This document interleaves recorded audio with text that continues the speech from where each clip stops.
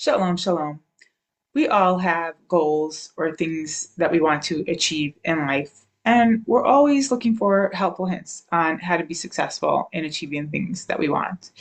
And I am here to share with you something that I have learned or gleaned from the Parsha this week, Parshat Yitro, from the narrative. Now, it tells us that the Jews had left Egypt 3 months ago, and they first, after 3 months, are have arrived to Har Sinai, and they're encamping on the foot of the mountain, and they're about to receive the Torah, the Ten Commandments, really. And the question that popped into my mind is why 3 months? It should not have taken them 3 months even to enter the land of Israel from the time they left Egypt. Now we know it tells us in the Pasukim that God didn't want to take them on that direct path. He took them on a circuitous path because he wanted them to be able to avoid wars, which people would have been very fearful, wouldn't have been good for them. But it still didn't have to take 3 full months to get there, let alone they weren't even getting there now. They were just going to receive the Torah. Now we know that the Jews were wandering for 40 years in the desert, but that wasn't because they were lost and couldn't find their way. That was a punishment. That was a punishment to a sin that they had done, but they had not even yet done that sin. So why is it full 3 months and they're still in the desert and about to receive the Torah after 3 months? And the Torah goes to specific lengths to tell us that it was 3 months. And this question was always been in my mind, but I kind of just let it slide. And then I was reading on with the story, and Moshe tells the people to prepare themselves to receive the Torah, to purify themselves, to cleanse themselves, a whole host of things they should do, and be ready on the third day. And on the third day, God will be appearing to them and giving them these Ten Commandments. And yeah, the number three here pops up again. It's third month, prepare yourself for 3 days, and it repeats itself on the third day. And so the number three seems very obvious in this week's parsha. And then I started thinking about how the number three is very important in the Jewish religion. It's it's everywhere. I mean, I started making a list and I just kept on finding things. I can't even list everything that I found. I just want to go over really quickly the very, very obvious ones, which are, well, first we're told that the world was created on three things, on Torah, on Avoda, on Gemilut Chasadim.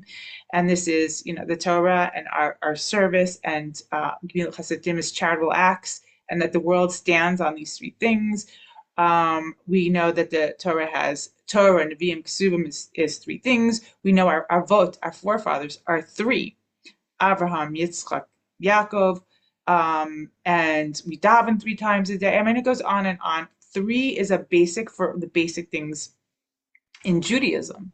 And I started thinking about that, and I said, well, maybe it's no accident that it's the third month and 3 days. Okay, so 3 days makes sense. We know 3 days is something that it shows consistency, and if you want to achieve something and you want to be consistent, we're told to do it 3 times. And so for 3 days of them purifying themselves, they should be ready mentally, physically, psychologically, emotionally, should be ready to receive the Torah. That makes sense.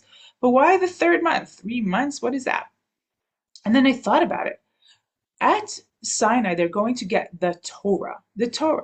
But their first commandment they had already gotten when they were leaving Egypt. And the first commandment was HaChodesh Hazeh Lachem, to establish the new month. The first time that they were calling the new month, which was Nisan, and that was their first mitzvah. And so this, if it's the third month, would be, and it was on Rosh Chodesh, the third time that they have done this mitzvah, to establish the strength and the consistency, and the fact that now it's a chazakah, now it's something that they have done.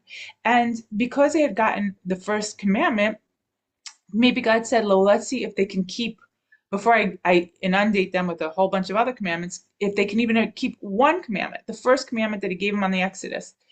And they did. This was the third month, and they did that successfully. And God says, okay, now they're ready to receive the Torah. And I think this is the same thing with everything. As we see the Avot, you have The first Abraham was such an amazing person. The whole nation could have just come right then and there. We didn't have to have three, but God wanted to see.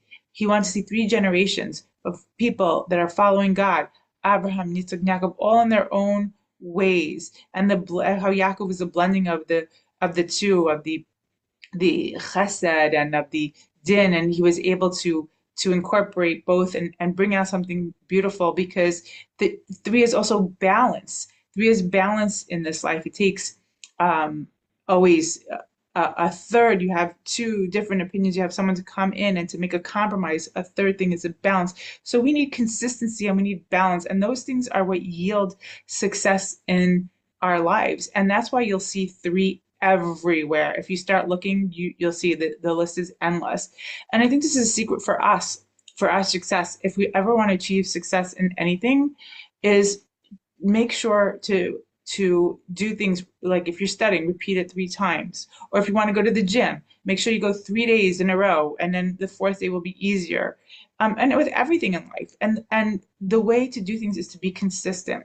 And I love the fact that we're given this tool, and I love the fact that we have even the Shabbat. Let's talk about the Shabbat for a second that comes in the Aseret HaDibrot.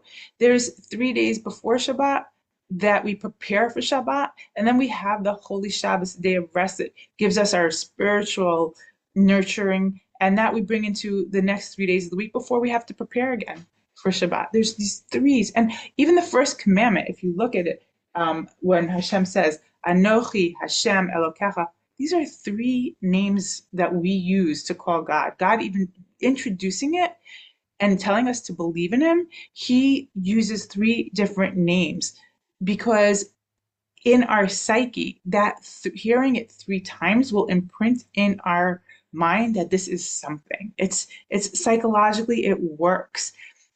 So I love this tool and I really try and incorporate it. I love that the first thing we do when we wake up in the morning is wash each hand 3 times to get our day started. It's such a good feeling to have that water pour over your hands 3 times and feel a fresh, new, clean start to the day. Um, and we can do that with everything new that we want to have in our lives. And with that, I wish you all great success in everything you're trying to accomplish and a Shabbat Shalom.